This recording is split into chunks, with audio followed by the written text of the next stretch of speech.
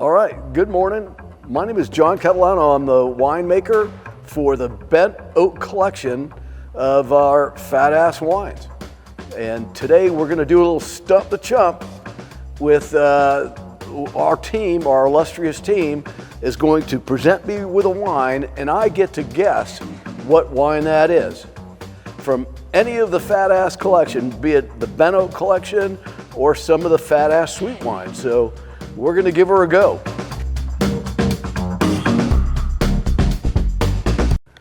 Here comes the first wine.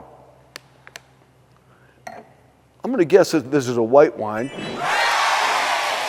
Just by its very nature, it's not red, so it must be white. What a nice nose. So on the nose, you get a hint of citrus with a little bit of melon.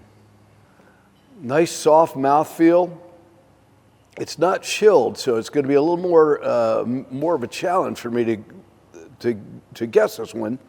But I am thinking, if this is me, I would say that's very Roussannish.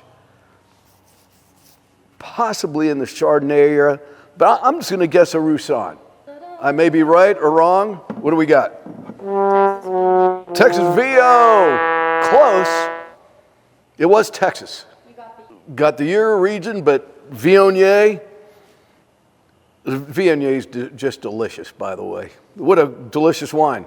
Viognier, they're different. They're totally different wines, but they are kind of in the medium-bodied white wine class. I love the complexity of the wine, though.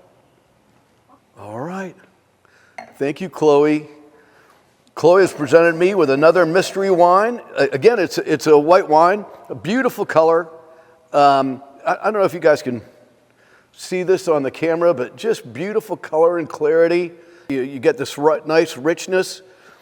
Looking down, if I had a white piece of paper, one of the things you want to look at is that clarity going into that kind of yellowish golden color. Again, a nice nose, beautiful nose. This one's a little more minerally. Less of the citrus, a little bit more melon and mineral components. This is really a toughie. I think this is Texas. Again, Texas, 2019. I'm guessing a Trebbiano, but I may be off. It just has that kind of light to medium melon appearance. It's either a Roussanne or a Trebbiano. That's my guess. Again, Texas High Plains. How bad did I do? Roussanne! Yeah, baby! That's what I love. I love Roussanne, Texas High Plains Roussanne, but I believe this wine just stands on its own. It's such a pleasing, light to medium bodied wine that's, you could see that's just a beautiful, beautiful wine. Our next wine is coming out. Another white wine.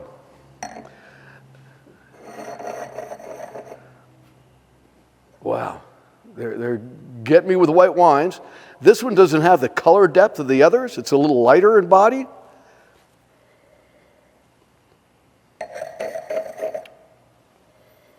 Well, I am going to tell you it's lighter in color, and the peach aroma is very pleasant.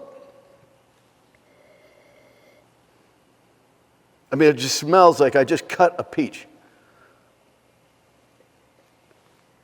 That would be a peach or peach wine. I'd have to say. It would just depend on how the base Moscato is made. This is feeling more of a Moscato to me.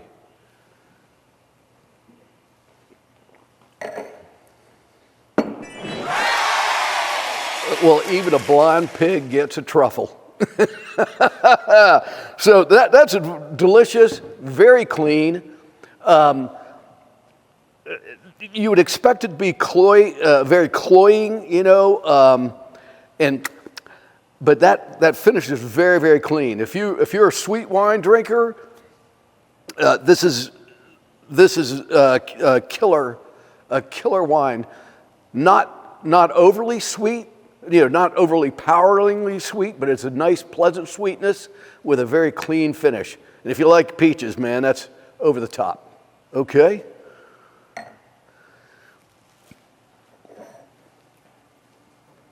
Now this is an interesting red. On the nose, you're going to have I want to say some chocolate notes.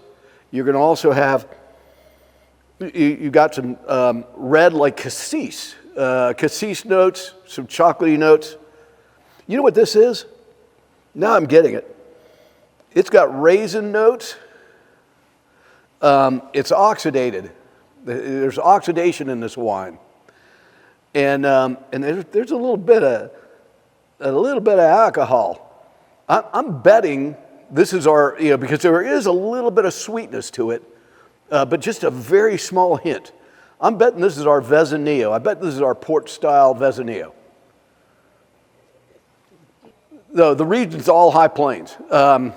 The region will be all high plains because we use, so Vezzanillo, man, this blind pig's getting truffles all day long right now.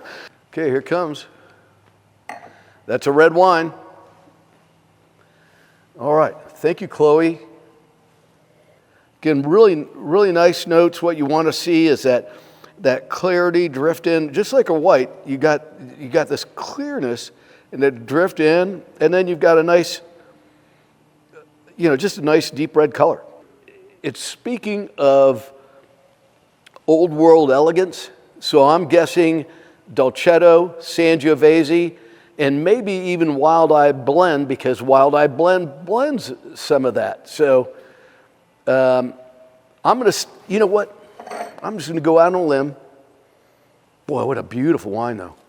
It's a fat-ass wine. That's a beautiful fat-ass wine. Would it be a Merlot or something like that? It's kind of light, though. Wow, the Wine Garage Collection, Cabernet Sauvignon. It's light for a cab, and you're not getting what I would expect for, I'm not dissing. This is a great wine. You're not getting the pyrazines that you would typically get off a cab, but a very nice wine. Here comes Chloe. Thank you, Chloe. Okay. This is another lighter bodied red. I could tell because it's translucent. There's no opaqueness to it. I can see my finger underneath. It's got old world, that tastes like Barbera to me.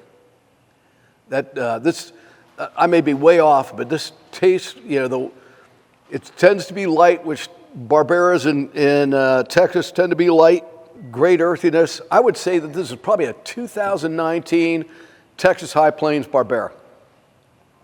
I'm either way wrong or way right. Oh, it's my Wild Eye Blend. Oh, I'm way wrong.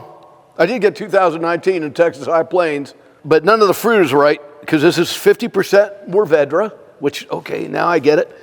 45% Texas Cab, Texas High Plains Cab, and then 5% with Petit Verdot.